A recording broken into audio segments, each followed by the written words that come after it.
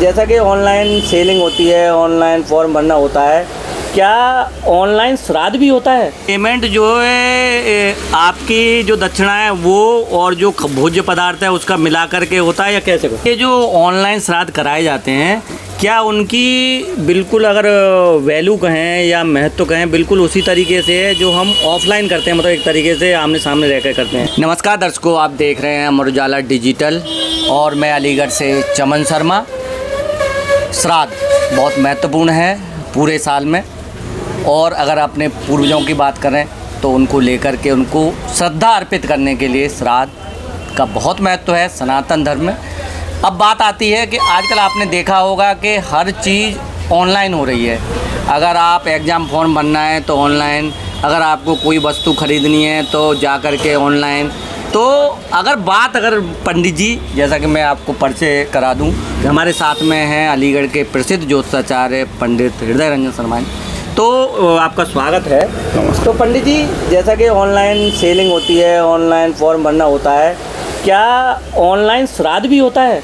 देखो, पिछले कई वर्षों से मेरे संज्ञान में ये बात है कि ऑनलाइन श्राद्ध भी होने लगा है। उसका तात्पर्य आपको बता दूं, आजकल के हिंदू सनातन धर्म में ज़्यादा संतानें होती नहीं हैं, एक या दो संतानें ही होती हैं, जिनमें ज़्यादातर बच्चे देश विदेशों में नौकरियां कर रहे हैं या अपने पिता परिवार से दूर रहते हैं। उन लोगों के लिए एक बहुत बड़ी समस्या किस बात की है? सपोज करो कि आपका बच्चा बेंगलोर में है या मुंबई में है या सऊदी अरब में नौकरी कर रहा है, जर्मनी में है, कनाडा में है, फ्रांस में है, कहीं पे भी है। अब श्राद्ध पक्ष में उसे अपने पूर्वजों का श्राद्ध करना है, तो वो कैसे श्राद्ध करे? माँ सात्विक ब्राह्मण मिलेगा नहीं, या ऐसा ब्राह्मण मिलेगा नहीं जो जैसे हम लोगों के यहाँ आके भोज कर लेता है, सब कुछ कर लेता है। ना माँ कोई बनाने वाला व्यक्ति उसके पास में मौजूद है कि इतनी तरह की सब्जी भाजी तरकारियाँ या खीर इत्यादि ये सब चीज़ें बना पाए। तो उन लोगों के नज़र में एक बहुत बड़ा आसान तरीका आ चुका है हिंदुस्तान में कि वह लोग अपने पूर्वजों के निमित्त जिन लोगों का श्राद्ध उन्हें करना है, उनके निमित्त दक्षिणा पंडित जी के हाथ में भिजवा देते हैं ऑनलाइन तरीके से। जैसे देखा होगा कि मोदी जी जब से आए हैं तो जब से पैसे का भी जो ट्रांजैक्शन है किसी चीज़ के लिए वो ऑनलाइन होने लगा है। तो इसी तरीके से मतलब वो वहाँ से भेज देते हैं पंडित जी के अकाउंट में, गूगल पे या पेटीएम, जैसे भी उसके पास में सुविधा है उसके जरिए वो भेज देता है। 5100 रुपये, 3100 रुपये या जो भी उसकी श्रद्धा बनती है अपने पूर्वजों के लिए। इसमें जो पैसे भेजता है पंडित जी, पहले तो ये भी पूछना चाहेंगे कि क्या आप भी ऑनलाइन जो श्राद्ध है वो करते हैं? देखो, मेरे पास 4 या 5 मेरे ऐसे क्लाइंट हैं जो विदेशों में रहती हैं।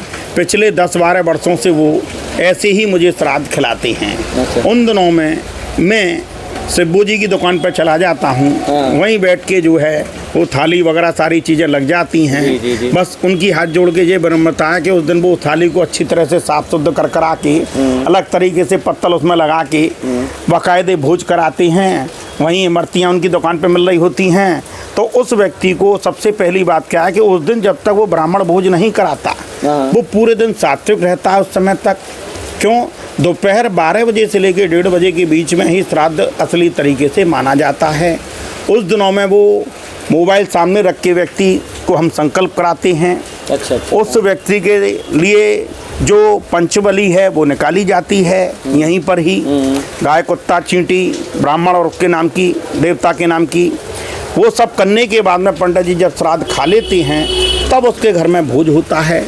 वो जैसा भी खाना पीना खाती हैं वो उसके बाद में ही करती हैं जब ब्राह्मण खा लेता है। अच्छा पंडित जी, जो इस ऑनलाइन तरीके से श्राद्ध होता है तो उसके लिए जो पेमेंट भेजा जाता है, क्योंकि एक पंडित के लिए पेमेंट शायद बहुत महत्वपूर्ण है, उसको दक्षिणा का नाम दिया जाता है।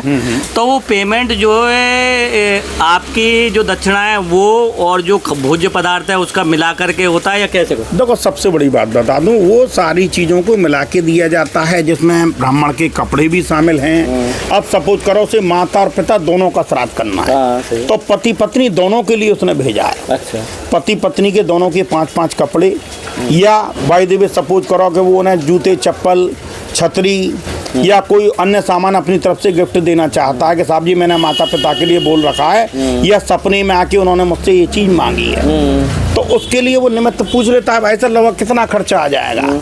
कि भाई साहब लगभग 2500-2600 रुपये, तो लगभग उसने 3100 रुपये अपनी आस्था से मैं खाने सहित भेज दिए। अच्छा, इसमें क्या कुछ इस तरीके का भी देखा गया है कि आजकल जो श्राद्ध ऑनलाइन कराते हैं उन्होंने पैकेज सुविधा रख रखी है कि ये 5100 का पैकेज है, ये 11,000 का पैकेज है, ये 21,000 का पैकेज है। देखो, ये एक आडंबर है, ये धोखे की बात है।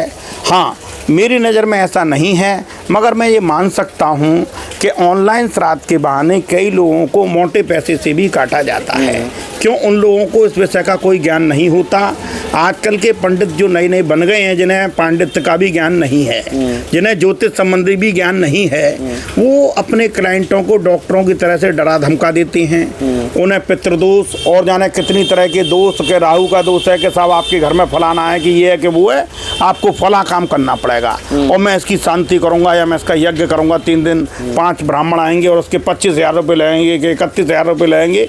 ऐसे करके नाना प्रकार से ठगी हो रही है, जो नितांत गलत है और इसका खामियाजा भी लोगों को भुगतना पड़ेगा। अच्छा पंडित जी, ये जो ऑनलाइन श्राद्ध कराए जाते हैं, क्या उनकी बिल्कुल अगर वैल्यू कहें या महत्व कहें, बिल्कुल उसी तरीके से है जो हम ऑफलाइन करते हैं, मतलब एक तरीके से आमने सामने रहकर करते हैं? देखो, वास्तविकता में श्राद्ध का मतलब क्या है, मैं आपको, श्राद्ध का मतलब है श्रद्धा, विश्वास, आस्था के संग में अपनी पुरानी वैदिक या सनातन नीति को अपनी नई जनरेशन, जो नए हमारे युवा हैं, घर में पुत्र हैं, पुत्रियां हैं, उन्हें इस बात को दर्शाना या समझाना या बताना कि आप अपने पूर्वजों के लिए आगे क्या करेंगे।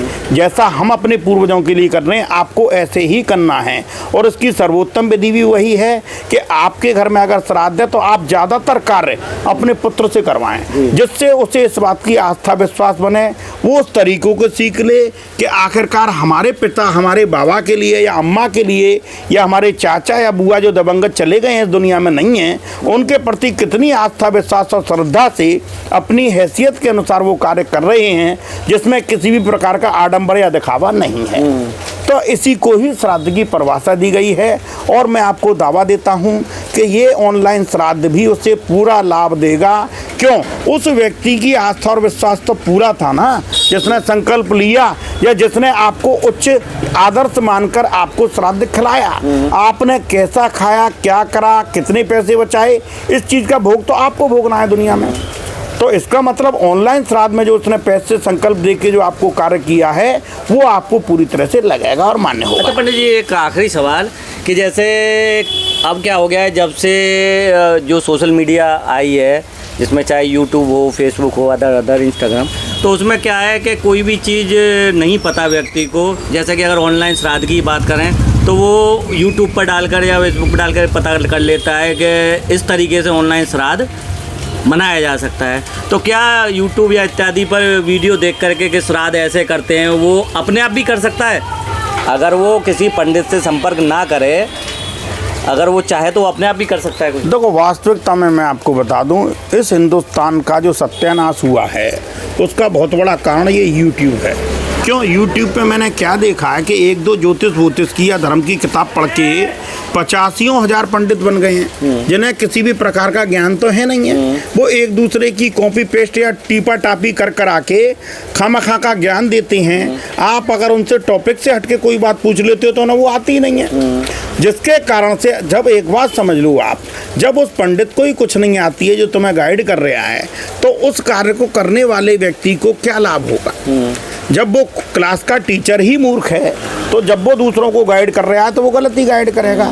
दूसरा, आपने सवाल करा कि क्या वास्तविकता में हो सकता है? हाँ, अगर वो अखबार वगैरह के जरिए से या वास्तविकता में उनमें जो ज्ञानी व्यक्ति हैं या उनमें कोई ऐसा व्यक्ति है जिसे वास्तविकता में साफ धर्म का पूरा ज्ञान था, उसकी बातों को फॉलो करती है, अगर वो अपने आप श्राद्ध को कर लेता है तो गारंटी से उससे वो लाभ होगा। अच्छा पंडित जी, वैसे तो देखा जाए ये सवाल नहीं पूछना चाहिए एक पंडित से, क्योंकि वो ये कहेगा ये तो मेरे क्लाइंट को काट देगा, कि अगर वो स्वयं ही करना चाहता है श्राद्ध का पूरा कार्य, तो वो कम से कम में, मतलब वो जिससे उससे गलतियां ना हो, तो वो ऐसा क्या करे जो ना तो उसे ऑनलाइन श्राद्ध की ज़रूरत पड़े और ना ऑफलाइन श्राद्ध की ज़्यादा ज़रूरत पड़े, तो कैसा क्या कर सकता है? देखो, वास्तविकता में आपने देखा होगा हिंदू घरानों में या सनातनी घरों में जैसा प्रचलन में श्राद्ध होता चला आ रहा है। आप जानते हैं आजकल महंगाई का ज़माना है, कम पैसे में कोई भी काम नहीं होता। दूसरी बात मैं आपको बता दूं, कम दक्षिणा में कोई ब्राह्मण खाने आजकल नहीं आता।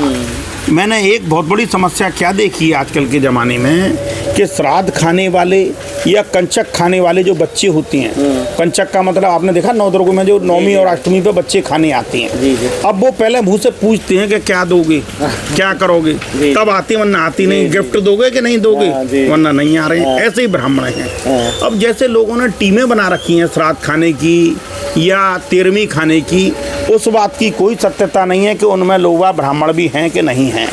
और जो शास्त्रों में लिखा हुआ है वो यही लिखा हुआ है कि आप अगर किसी को श्राद्ध खिलाना चाहते हैं तो उसमें पहले नंबर पर तो ब्राह्मण आता है, दूसरे नंबर पर बहनोई, जमाई या भांजा, इन्हें परिभाषा दी गई है। या आपके निमित्त कोई आपका ऐसा व्यक्ति हो जिसे आप अपने गुरु की दर्जा देते हैं, उसमें जाति बंधन नहीं होता। वो कोई भी व्यक्ति हो सकता है।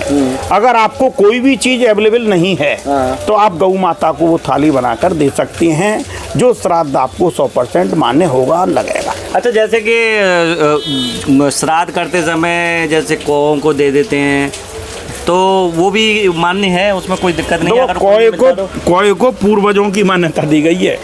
और विशेष रूप से मैं आपको बता दूं, आपने हजारों लाखों कुएं देखे होंगे, वैसे श्राद्ध पक्ष में कोई नहीं दिखाई देते। आप कम हो रहे हैं प्राप्त। क्यों? कोई को पहला दर्जा प्राप्त है कि वो हमारा पूर्वज है, वो उन दिनों में कोई ना कोई शुभ संदेश लेके आता है जिसकी हम सेवा करते हैं। और ये पंचबली निकालना अत्यंत आवश्यक है।